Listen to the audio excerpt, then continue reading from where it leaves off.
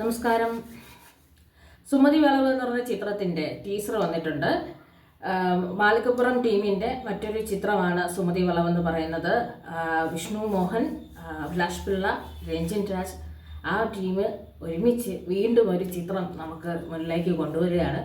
അതിൽ ആക്ടേഴ്സായിട്ട് അർജുൻ അശോകൻ, ഗോകുൽ സുരേഷ്, ബാലു വർഗീസ് എല്ലാവരും ഉണ്ട്. ഇതിൽ നമുക്കറിയാം സുമതി വളവ് തിരുവനന്തപുരം ജില്ലക്കാർക്ക് കുറച്ച് പരിചിതമായ സ്ഥലമാണ്. അതുമായിട്ട് റിലേറ്റ് ചെയ്ത ഒരു ഹൊറർ റിലേറ്റഡായ സിനിമയാണോ ഇല്ലേ ഒന്നും നമുക്ക് കണ്ടാൽ മാത്രമേ അറിയാവൂ. പഴയ ഒരു നമ്മളെ ടേപ്പ് റെക്കോർഡ്, കാസറ്റ് ഇടുന്ന ടേപ്പ് റെക്കോർഡ് തുടങ്ങുന്ന രീതിയിലാണ് ഈ ചിത്രത്തിൻ്റെ ഫസ്റ്റ് ടീസർ സ്റ്റാർട്ട് ചെയ്യുന്നത്. നമ്മുടെ മെഗാസ്റ്റാർ മമ്മൂക്കയുടെ ഒരു ചിത്രവും കാണിക്കുന്നുണ്ട്. അർജുൻ അശോകൻ അതിലെ നായികയെ പ്രപ്പോസ് ചെയ്യാൻ പോകുന്ന ഒരു സീനും കാണുന്നുണ്ട്. അതുപോലെ തന്നെ സുമതിയെ ചാരായ ഷാപ്പിൽ നിന്ന് ഇരുന്ന് കുടിച്ച് സുമതിയെ പിടിക്കാൻ പോകുന്ന, അല്ലെങ്കിൽ സുമതിക്കിട്ട്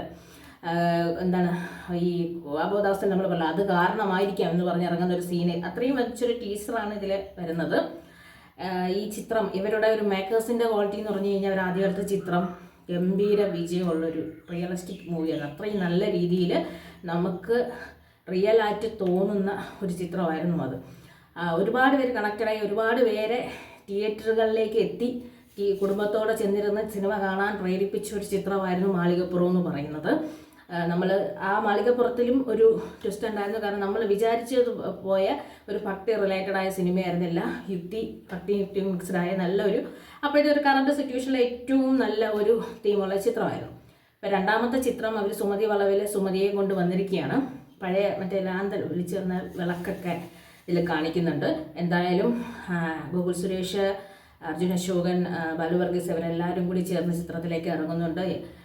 നമ്മുടെ എന്താണ് പറയുന്ന തിരുവനന്തപുരം ജില്ലയിലെ പശ്ചാത്തലമാക്കി വന്ന ചിത്രമായാലും ഇനി എന്തായാലും ചിത്രം മെയ് 17 എന്തോ ചിത്രം തിയേറ്ററിലേക്ക് എത്തും. 16 മെയ് 8 അല്ലേ, എന്തായാലും ചിത്രം തിയേറ്ററുകളിലേക്ക് എത്തും. ടീസർ വന്നിട്ടുണ്ട്. ഈ ചിത്രം മാളികപ്പുറം എങ്ങനെ വീട്ടിലിരുന്നവരെ സിനിമ കാണാൻ തിയേറ്ററുകളിലേക്ക് എത്തിച്ചു. കാരണം സിനിമ കാണണം എന്ന മനസ്ഥിതിയോടുകൂടി എങ്ങനെ വീട്ടിലിരുന്നവരെയും വിളിച്ച് കുടുംബത്തോടെ തിയേറ്ററുകളിലേക്ക് എത്തിയോ, അതുപോലെ തന്നെ നല്ല മനസ്സോടുകൂടി വീണ്ടും നമുക്കും ആ സിനിമ ചെന്ന് കാണണം എന്നുള്ള ഒരു ചിന്താഗതി അന്നുണ്ടായതുപോലെ ഒരു ചിന്താഗതിയോടുകൂടി ചിത്രത്തിലേക്ക് ആളുകൾ തിയേറ്ററുകളിലേക്ക് എത്തട്ടെ, ചിത്രം കാണട്ടെ, കണ്ട് മലയാളത്തിലേക്ക് ഒരു ഗംഭീരമായൊരു സിനിമ വരട്ടെ. അന്നത്തെ പോലെ തിയേറ്റർ എന്ന് പറഞ്ഞാൽ മാളികപ്പുറം ഒരു വലിയൊരു അനുഭവമാണ് സിനിമാ പ്രേമികൾക്ക് നൽകിയത്. കാര്യം കൊച്ചു കുട്ടികൾ മുതൽ വയസ്സായവർ വരെ തിയേറ്ററിൽ നിന്ന് ഇങ്ങനെ പയ്യെ ഇറങ്ങി വരുന്നൊരു കാലങ്ങൾക്ക് ശേഷം തിയേറ്ററിൽ കയറിയതുവരെ മാളികപ്പുറത്തിലുണ്ടായിരുന്നു.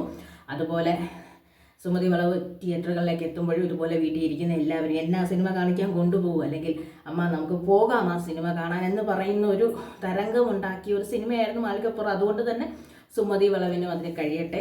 ചിത്രം തിയേറ്ററിൽ ഒരുപാട് പ്രേക്ഷകർക്ക് ഇഷ്ടപ്പെട്ട് നല്ല വിജയം നേടട്ടെ.